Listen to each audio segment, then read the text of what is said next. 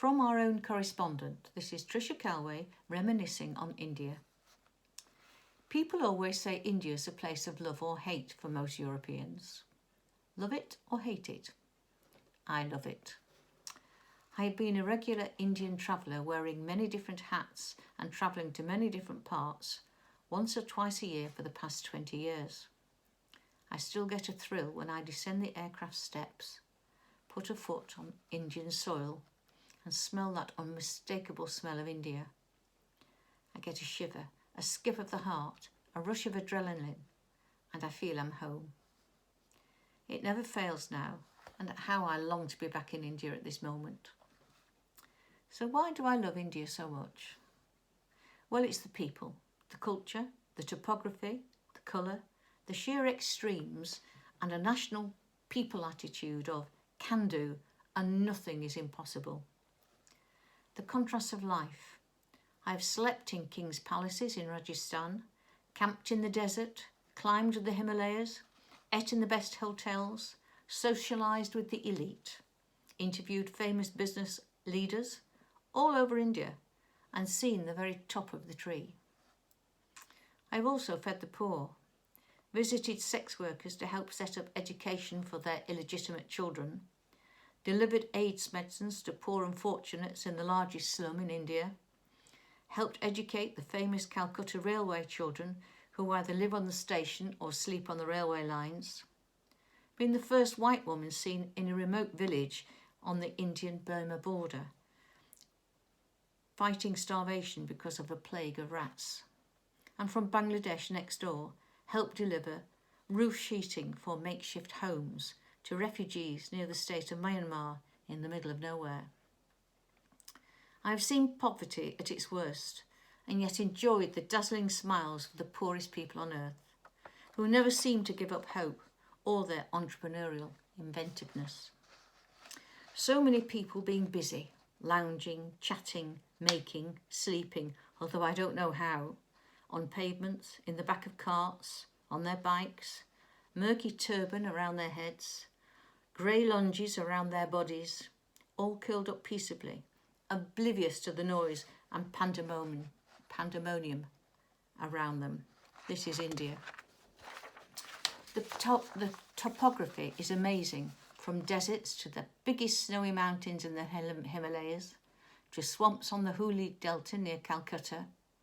Follow the river Ganges from high up in the Tibetan mountains to its outflow in Calcutta and Bangladesh, past Varanasi, the oldest and most religious city in the world. Try the backwaters at Kerala, down south, and see the magnificent wildlife. Travel to see the tigers, a reducing number in the many nature reserves. And as for the elephants, my favourite animal after dogs, they are most places as temple elephants, working elephants, or just wild in the national parks. Mountains, forests, swamps, lakes, rivers, deserts, and wildlife. India has it all in abundance. And now for colour. What a magnificent kaleidoscope. The vegetable and spice markets are outstanding. Huge mounds of purple, pink, orange, of I know not what. Vibrant colours, lots of people, an industrious place, full of busyness, making, selling, smiling. I love the flower sellers and the folks who sit cross-legs for hours making the marigold garlands. When I have a chance, I too sit, not cross-legged, and have a go at threading the flowers on the string. It always seems such a waste because I have had many garlands presented to me over the years at airports, hotels, homes and schools, because you cannot put them in water, so they just die. They are mostly bought for the locals as a present for their Hindu gods. And then there are the chaiwallas, who sell tea on every corner from their battered, wheelable carts. There is an art in making tea, including how you pour hot milk from a great height into a huge pan of tea, which is then dispensed with great aplomb by a ladle, never spilling a drop, into tiny paper cups.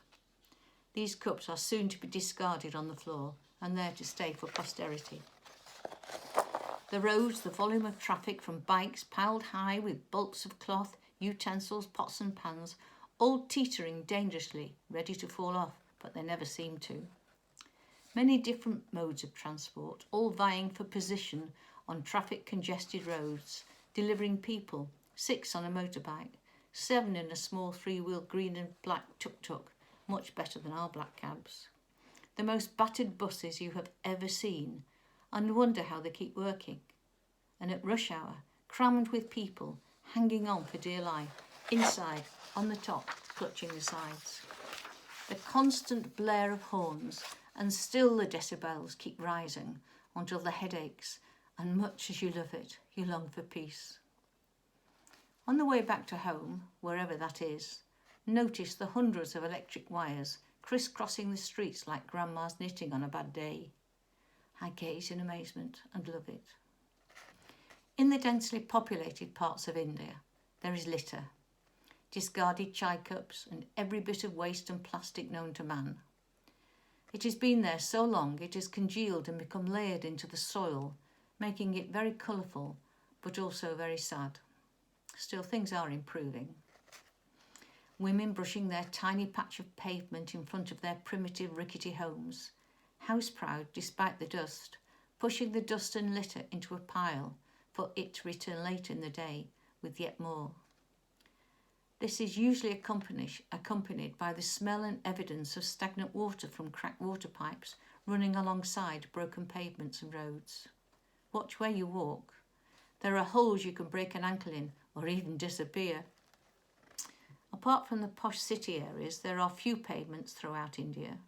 Side roads are poor, mostly dirt tracks, but A roads are tarmacked.